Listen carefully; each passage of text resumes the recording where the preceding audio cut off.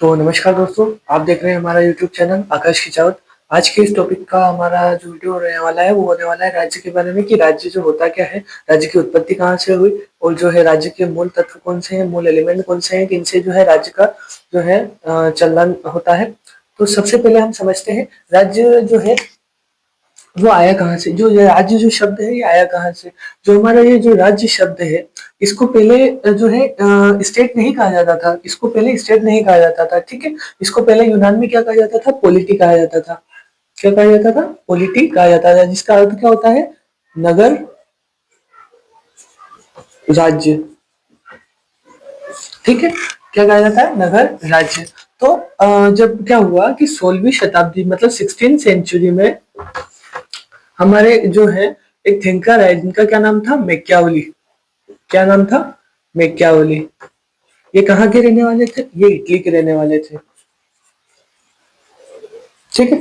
Italy के रहने वाले थे। इन्होंने अपनी किताब, इन्होंने इनकी बुक कौन सी, क्या नाम था इसका बुक का, the Prince. The Prince, Prince में इन्होंने बताया इनका जो है फर्स्ट उपयोग किया किसका, स्टेट शब्द का, ठीक है। स्टेट शब्द का जिसका अर्थ इन्होंने क्या रखा, राज्य रखा। तो स्टेट जो शब्द है इन्होंने कहा से, ये भी एक यूनानी शब्द स्टेटस से लिया गया है, ठीक है। स्टेटस जिसका अर्थ क्या होता है, अस्तित्व में होना।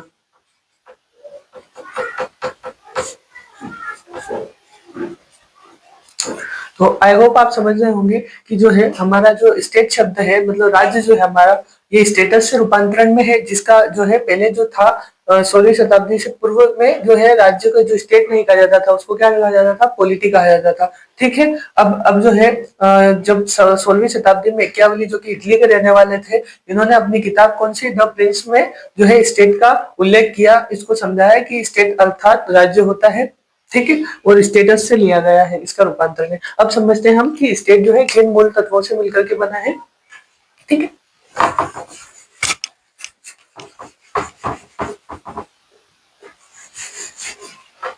सबसे पहला एक राज्य को जो तत्व होते हैं वो 4 तत्वों से मिलकर के बना होता है। सबसे पहला अगर तत्व की हम बात करें, सबसे पहले उसमें होती है जनसंख्या, मतलब पॉपुलेशन,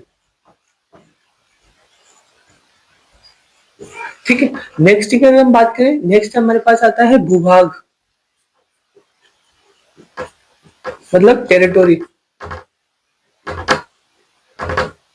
इसके बाद में अगर हम बात करें, तीसरे नंबर पे आती है हमारी गवर्नमेंट, मतलब सरकार,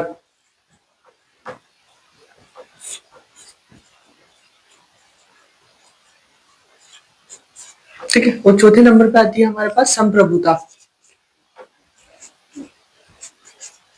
मतलब सोसाइटी,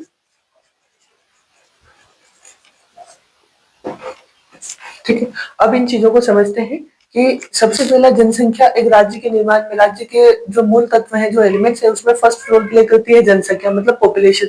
एक राज्य के लिए कम से कम ऐसा तो कोई निर्धारित नहीं है कि इतनी जनसंख्या होनी चाहिए, पर जो हमारे अरस्तु है, मतलब एरिस्टोटल है, जिनको हम पॉलिटिकल साइंस का जनक भी कहते हैं, तो उनके द्वारा बताया गया कम से कम 5-1 हजार जो है जनसंख्या होनी चाहिए, जिसमें अगर बूढ़े और बच्चों को हम शामिल न करें तो कम से कम मिनिमम 5,000 जो है जनसंख्या होनी चाहिए।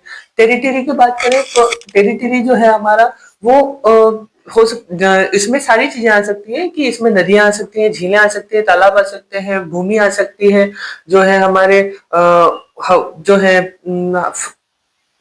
हवा के जो मार्ग हैं, जो एरोप्लेन से हम जब ट्रेवल करते हैं तो जो मार्ग है, सारे जो मार्ग है हमारे, रोड्स हैं, जो हमारा मोड ऑफ ट्रांसपोर्ट है, सारी चीजें, और जो हमारे किले हैं, सारी टेरिटरी में आता है, ठीक है। नेक्स्ट हमारे पास आती है सरकार। जो तीसरा मूल तत्व है वो आता है गवर्नमेंट। गवर्नमेंट क्या है कि गवर्नमेंट जो है एक एजेंसी है जिसको जो है ये जो है परमानेंट नहीं रहती, ये टेम्पररी है।